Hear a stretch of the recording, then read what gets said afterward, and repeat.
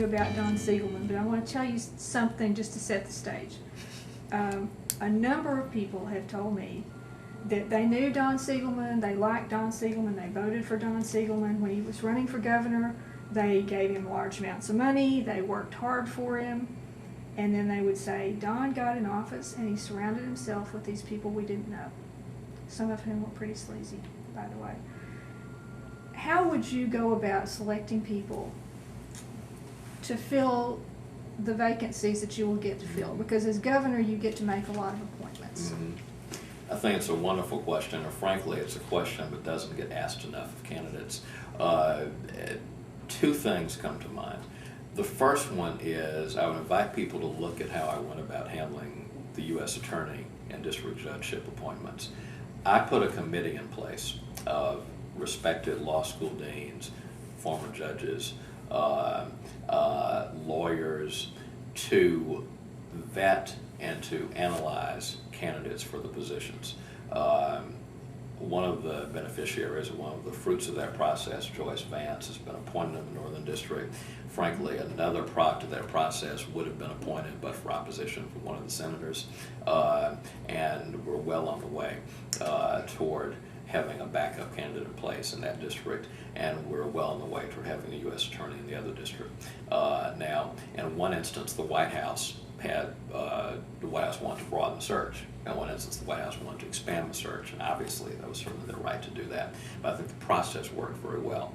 With respect to judicial appointments, and while we obviously elect our judges here, as both of you know, it's commonplace for judges to resign in Alabama, not just to run for governor, but to run for other positions, or to just retire.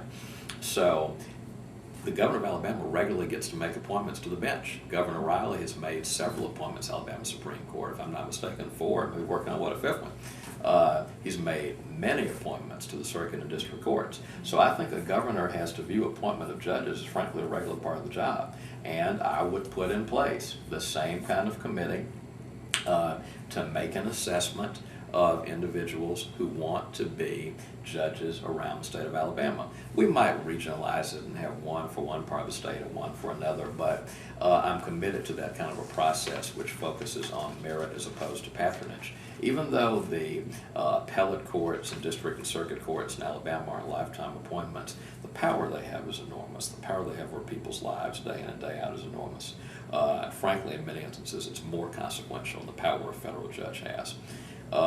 Similarly, the governor gets to appoint DAs, because many DAs resign or end up having to leave office. So I think we have to recognize that the appointments process in Alabama regularly and routinely includes DAs and judges, so we need a merit-based process. As far as boards of trustees, as for schools, as far as state boards,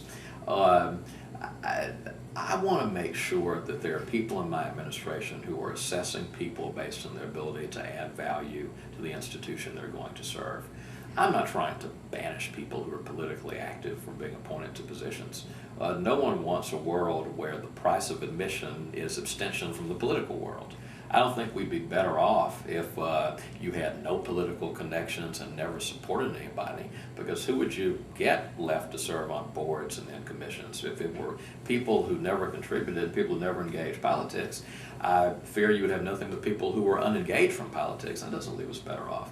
But I think we have to make sure that we're finding people of merit and people of experience to serve on boards and to serve on agencies. And frankly, when you're appointing boards of trustees at universities, I want to make sure that I'm consulting the university family, that I'm consulting people who value that institution instead of putting people who represent my political agenda in place. If I have the honor of appointing trustees at colleges in Alabama, I'm looking for people who are frankly not committed to Governor Davis, but who are committed to serving that institution and who have a history with that institution.